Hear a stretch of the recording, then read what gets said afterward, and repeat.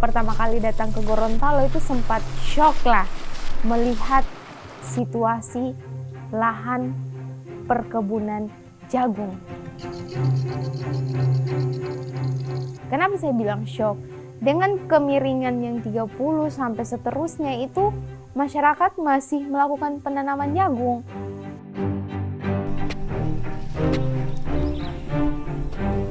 Dan itu memang yang sebenarnya tidak boleh kita lakukan penanaman jagung. Tidak boleh. Itu berdampak besar sama lingkungan, terutama air dan juga erosi.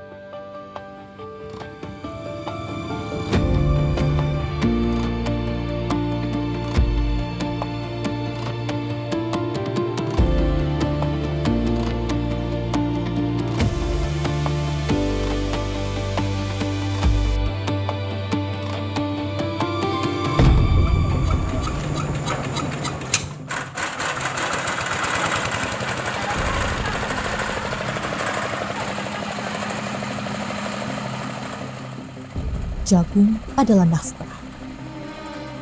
Mayoritas masyarakat Gorontalo menggantungkan hidup mereka dari jagung. Perawatan yang relatif mudah dan masa panen yang singkat memungkinkan petani melakukan beberapa kali panen dalam setahun.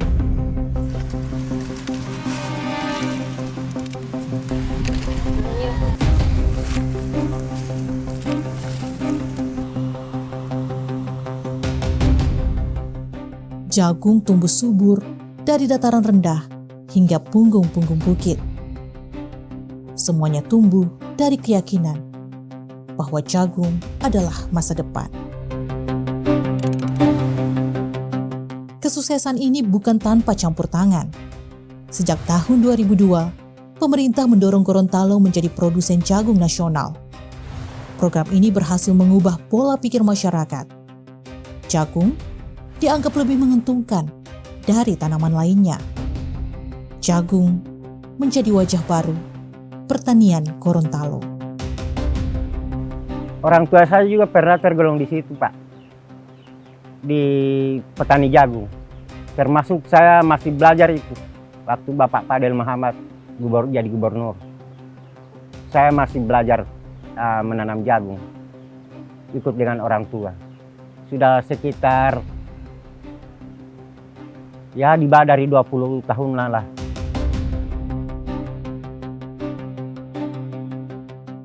Namun di balik manisnya hasil panen, ada harga yang harus dibayar. Masyarakat melakukan pembukaan lahan yang tidak terkendali. Hutan-hutan yang dulunya menjadi penjaga air dan juga tanah mulai terganggu. Lahan pertanian di Kemiringan ditebang dan dibakar. Semuanya demi ruang tanam baru, demi jagung. Di satu sisi, jagung memang menjadi tulang punggung ekonomi. Namun di sisi lain, jagung juga membuka jalan bagi kerusakan lingkungan. Di titik inilah menjadi dilema antara menyambung hidup atau menjaga hidup.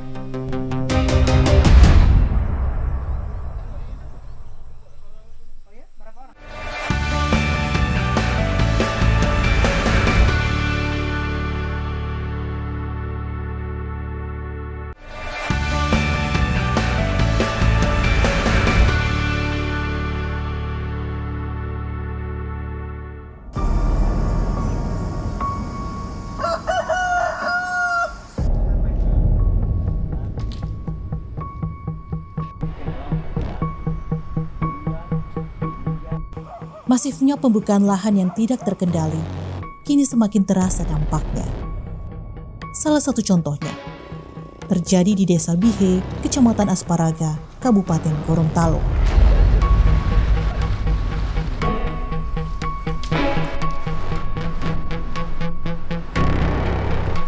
Ini saya berkebun Pak, ini yang longsor. Mungkin ini yang saya sering tanam ini milo terus sampai longsor begini.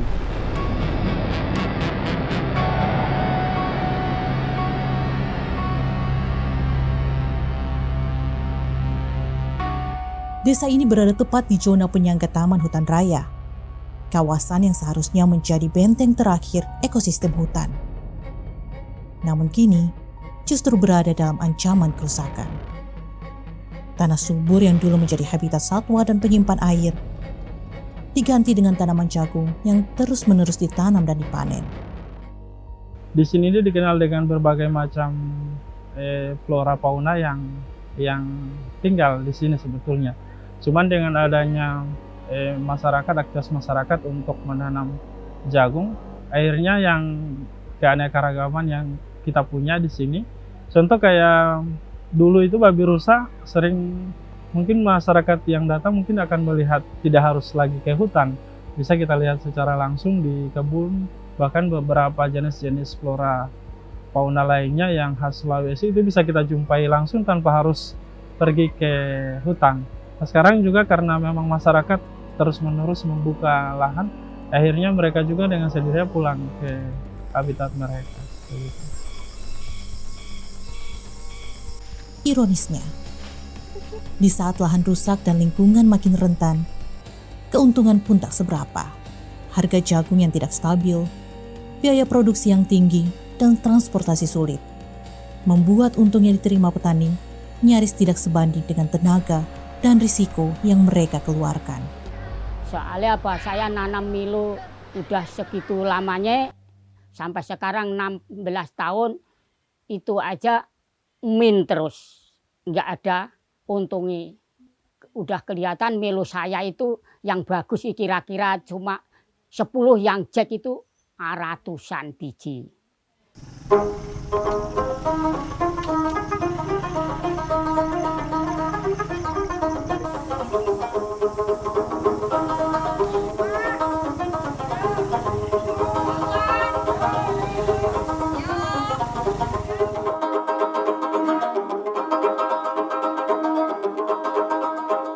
Ke gunung.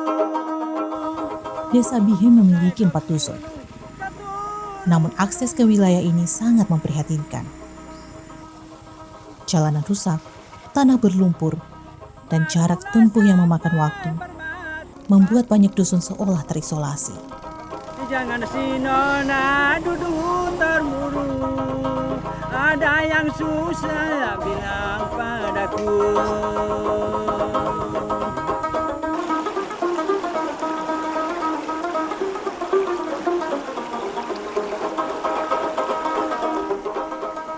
Di tengah permasalahan ini, hadir seorang dosen muda dari salah satu perguruan tinggi di Gorontalo. Namanya Ikra. Ia percaya ilmu tidak seharusnya berhenti di ruang kelas, namun ilmu harus turun ke tanah.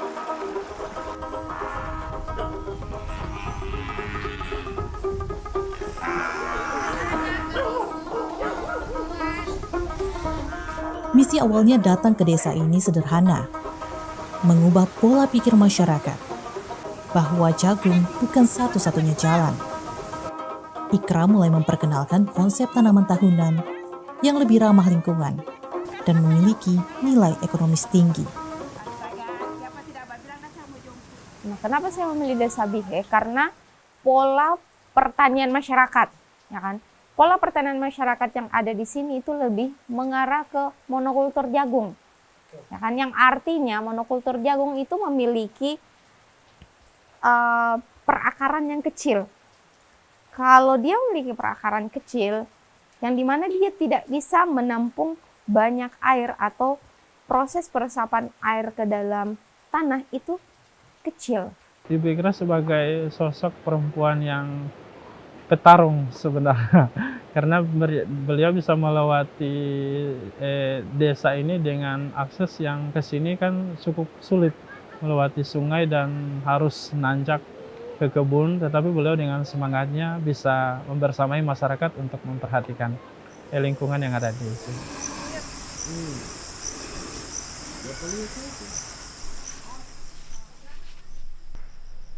Ikra membangun persemayan, tempat lahirnya pohon-pohon dengan akar yang kuat. Bukan lagi jagung dengan akar yang lemah, tapi pohon-pohon tahunan, seperti durian, coklat, dan alpukat. Pohon yang mungkin tidak membuahkan hasil esok hari, tapi bisa menjaga tanah dan memberi makan untuk generasi berikutnya.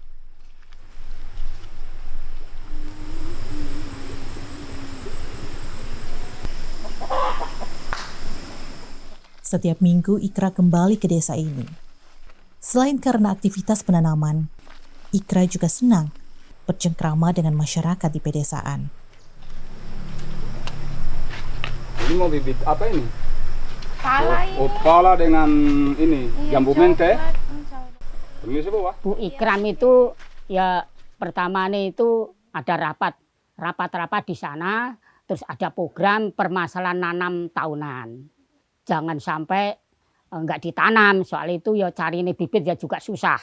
Ya, terus ditanam, tapi kalau masalah jagung tetap enggak bisa ditinggal, soal itu kan istilahnya sama bapak-bapak mbak dulu kan tanaman jagung, udah tradisi nanamnya jagung gitu.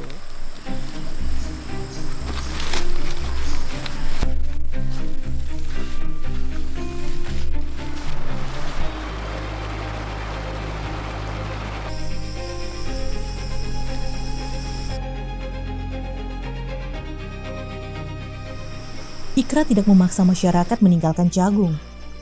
Ia tahu, terlalu drastis justru bisa menimbulkan penolakan.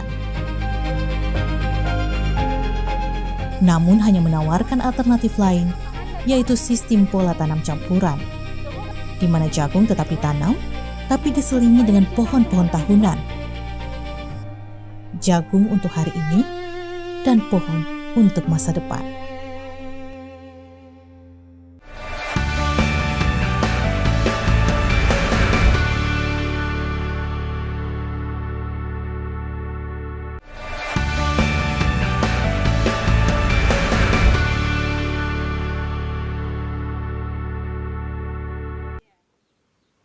Jadi pertemuan sore ini membahas terkait penanaman secara agroforestry. Jadi sedikit pengenalan saja, penanaman secara agroforestry itu kombinasi antara tanaman perkebunan dengan pertanian.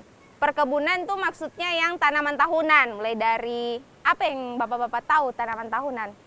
Dengan masalah yang ada, Ikra mencoba mengumpulkan masyarakat, membangun obrolan-obrolan kecil di halaman rumah warga, mendengarkan serta bertukar pikiran, mengedukasi masyarakat bahwa kita tidak bisa selamanya bergantung pada jagung. Saya tanyakan ke mereka bahwa jagung itu sebenarnya tidak sepenuhnya memberikan nilai ekonominya, bisa dibilang tidak besar lah. Bahkan mereka lebih bisa dibilang kerugiannya lebih banyak. Karena kan mereka sudah membuka lahan dari puluhan tahun. Lihatlah dampak yang terjadi sekarang. Itu terjadi namanya longsor, kemudian volume air sungai pada saat musim hujan makin tinggi. Di forum kecil ini bukan ruang satu arah. Namun masyarakat juga mulai mengutarakan keresahan mereka. Sebagian menolak ide tanaman kehutanan. Bagi mereka, tanaman yang tidak bisa segera dipanen dianggap tidak berguna. Awalnya saya juga ragu. Yang saya ragukan, saya kan biasa cuma tanam jagung. Kalau ditanami tanaman tahunan, mungkin saya lama-kelamaan saya tidak bisa tanam jagung lagi. Jagung sama tanaman tahunan itu memiliki perbedaan dalam hal kesuburan tanah. Selain kesuburan tanah, dari tanaman tahunan itu yang memiliki, memang dia bentukannya seperti pohon ya kan, tapi tidak semua masuk dalam kategori pohon. Nah, itu bagus untuk tanah, terutama kesuburan tanah, dan juga menurunkan laju daripada erosi, ya kan, karena kita tidak melakukan penebangan, dia terus-menerus berada di situ. Sedangkan kalau tanaman jagung itu pada saat sudah selesai panen, itu lahannya akan menjadi gundul. Pada saat juga mereka sudah selesai menanam, itu kan mereka tidak langsung tanam ulang. lahannya jadi kosong, otomatis laju erosi ya kan itu akan semakin meningkat gitu. Run off daripada air juga itu semakin tinggi, infiltrasi makin kecil gitu. Beda dengan tanaman tahunan.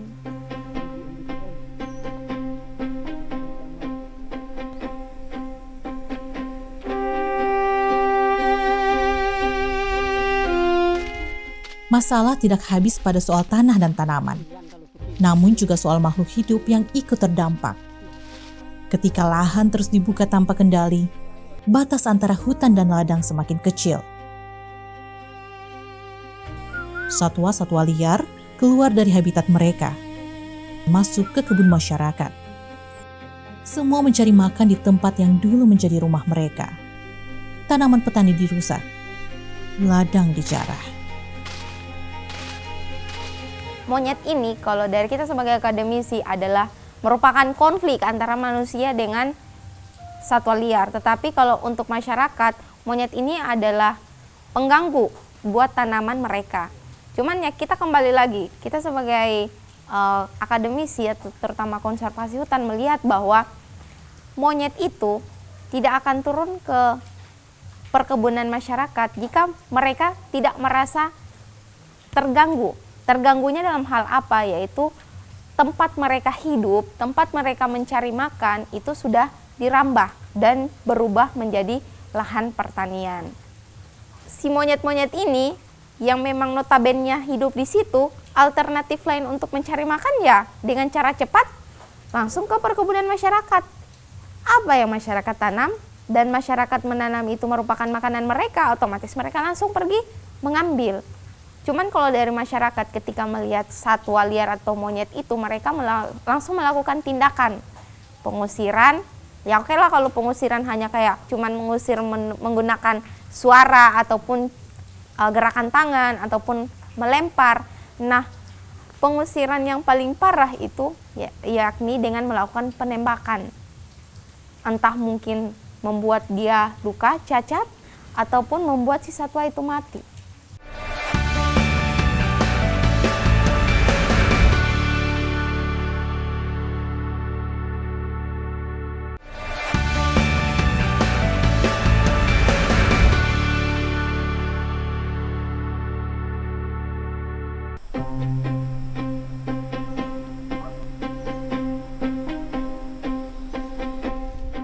Walaupun dengan konflik yang ada, tidak menghentikan langkah Ikra.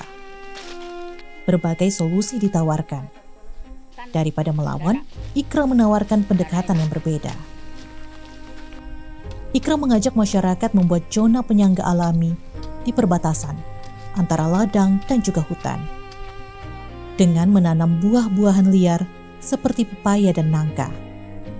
Pepaya menjadi pengalihan. Sebelum satwa liar memasuki ladang jagung, mereka sudah menemukan makanan. Cara ini dianggap sederhana, namun efektif. Petani tidak lagi merasa dirugikan, dan satwa tidak lagi merasa terusir.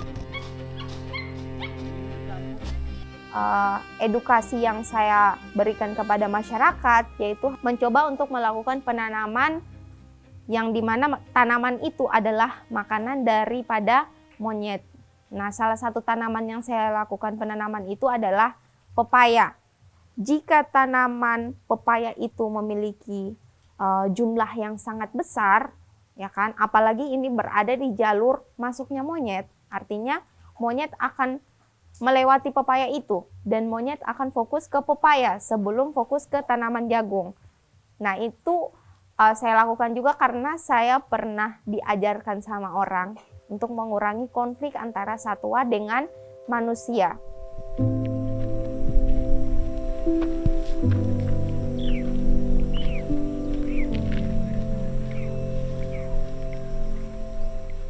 Apa yang dilakukan Ikra?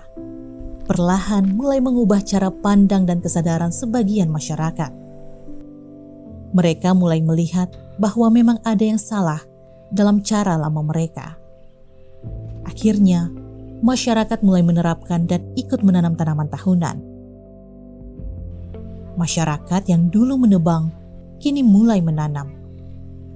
Disinilah bibit harapan ditanam.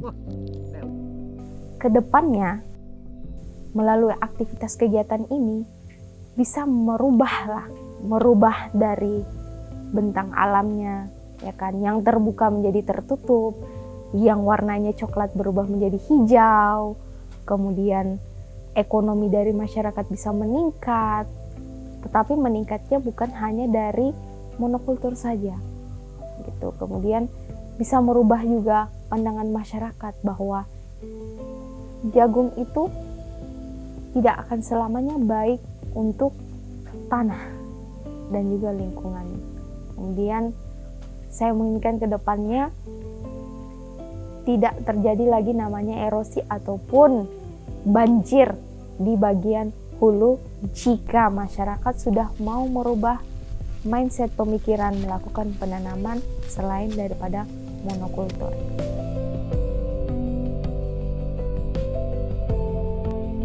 Mudah-mudahan apa yang dikasih bibit sama Ibu Ikran saya terima. Gitu. Nah, terus akhirnya ini terus saya rawat sebaik-baiknya. Mudah-mudahan tanaman duren, taman segala macam ini ntar bisa untung lah. Jadi saya nggak menyesal lagi.